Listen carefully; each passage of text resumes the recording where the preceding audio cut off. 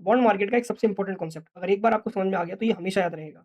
मान लो कि गवर्नमेंट को पैसा उधार चाहिए, तो वो एक बॉन्ड इश्यू करती है।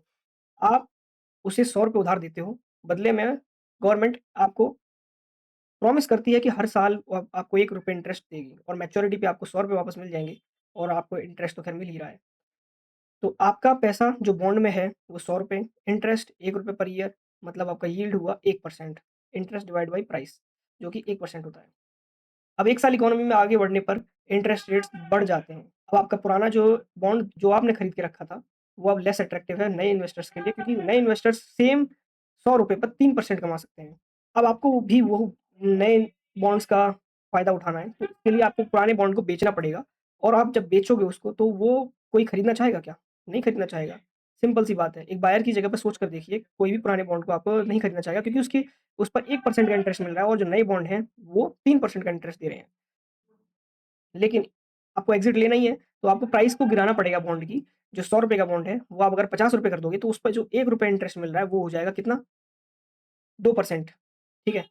₹50 पे, और जब हम उसको और नीचे गिराएँगे, तो लगभग ₹33 के आस-पास में, तो वो ₹1 उसका बन जाएगा 3%, जो कि जस्टिफाइड है, एक नया बायर के लिए।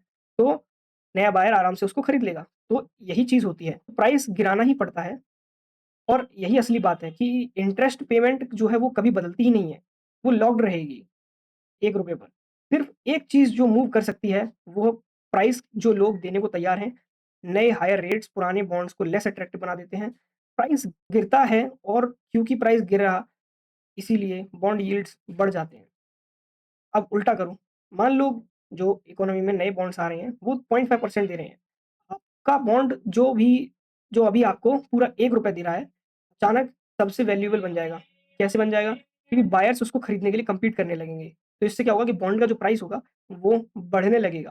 क्यों बढ़ेगा? क्योंकि नए बॉन्ड जो वो आधा परसेंट दे रहे हैं और आपको मिल रहा है 1% सेम मनी के लिए, तो क्या होगा कि आपके बॉन्ड की प्राइस को बढ़ाना पड़ेगा, जिससे कि वो नए बॉन्ड की जो प्राइसेज़ हैं और यील्ड है, उससे लेवल जो उसका वो सेम हो सके। तो प्राइस और यील्ड को एक सीसॉ के 2 एंड समझो।